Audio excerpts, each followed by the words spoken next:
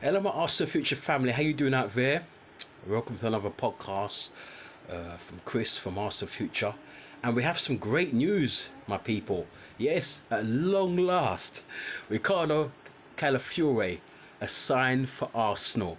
I was actually gonna do a piece of content, and I said I was doing something in because I'm at home today, and I said, hey, I've got to jump on and do some content for the Arsenal Future, family and audience.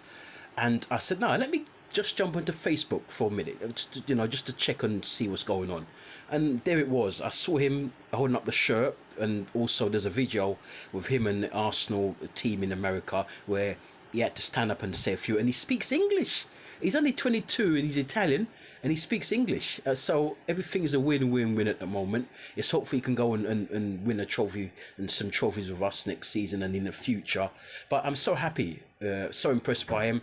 A lot of Italians, some of them don't speak English, and to see that he's young and he's only 22 and he's never played in England before, but he speaks very good English. So it's very impressive. So yes, Riccardo Calafiore joins Arsenal from Bologna.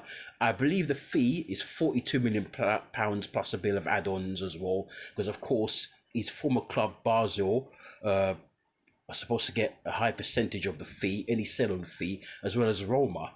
And so that's what was hagging, as I mentioned before in some of my streams before, about why there was a hole up with this signing. So we've got him through the door. I'm so happy. He plays at left back, but he could also play at centre half as well.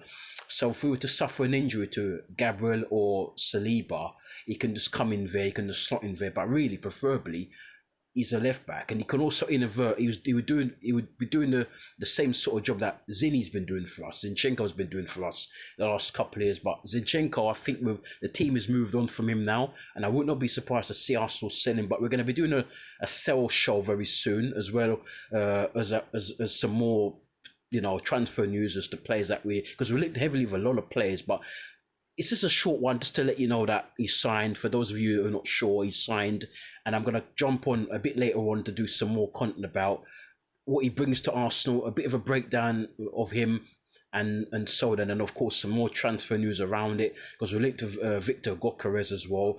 Also, Victor Osimhen is back on the radar for Arsenal. So we're going to speak a little bit about that. And if we can't do it later on, if I'm busy, then I'll most definitely do it tomorrow. But you're going to get that in the next few hours, definitely.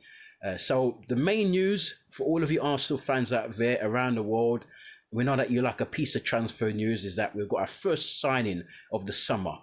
The Italian international, Riccardo Calafiori, joins Arsenal. And I saw the video of him arguing Mikel Arteta and the players, greeting him. And the most important thing is we've got that first signing through the door, and this will now probably have a domino effect, a knock-on effect. Hopefully we can get Mikel Marina through the door, possibly Fabian Ruiz, who we're linked with as well, his Spanish teammate. We're linked with Nico Williams as well, another Spaniard. But I personally think that Barcelona have got that deal wrapped up. And as I said a few minutes ago, we're still linked to Victor Osimhen from Napoli, and we're also linked with Victor Gokares from Sporting Lisbon.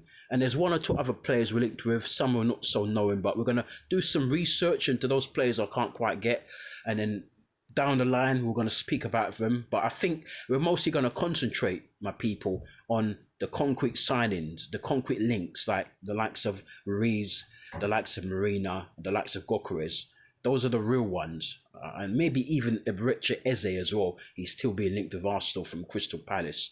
And of course, the outgoings, we'll just quickly go through it. Emil Smith-Rowe was more or less on his way to Fulham. He didn't feature in the last training session, I do believe.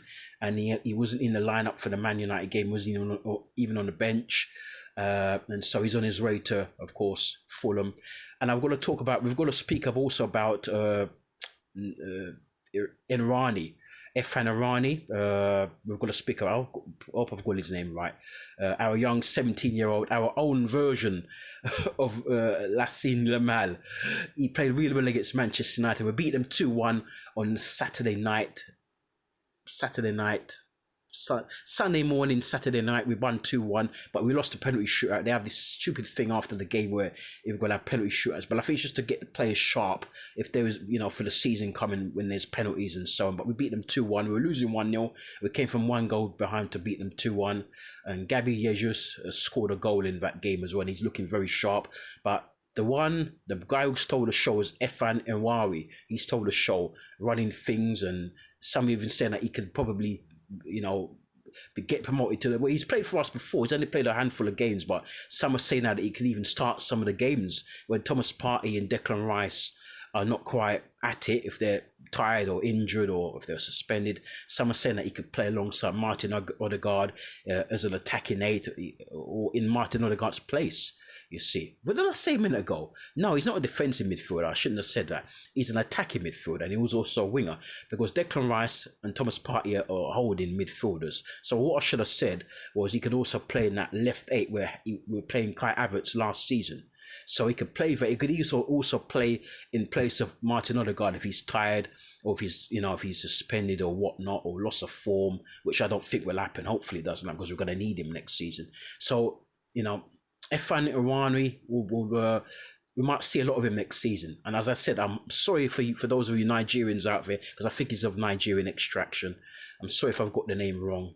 And I should, because I'm an Arsenal supporter, so I should get that right. But some names are a bit of a tongue twister than other names. Don't forget to like the videos, because you're not liking the videos, my people. What is going on, man? Like the video, subscribe to the channel, get the subscriptions up, because I want to get to 1,000 subscribers by the end of this year. So we've got 5 months to get to 1,000. I'm going to start to do some live streams as well, but we haven't sorted that problem out, as I told you, that issue of the Wi-Fi here. We're getting close, but we're not quite there yet, but we're getting close.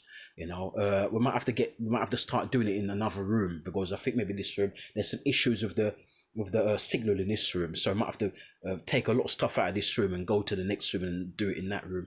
Anyway, you look after yourselves. I said, like, subscribe, leave your comments down below, share the videos if you can, much appreciated. Thank you for those of you who've liked so far, subscribed, and of course left comments and even emailed me and told me what a good job I'm doing.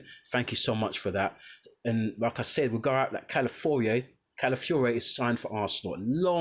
Long last, we've got this one through the door. Now on to Marina and possibly some other signings down the line as well. You take care. Speak to you soon. Look out for us. If not later, look out for us in the morning. Okay, you take care. Bye for now.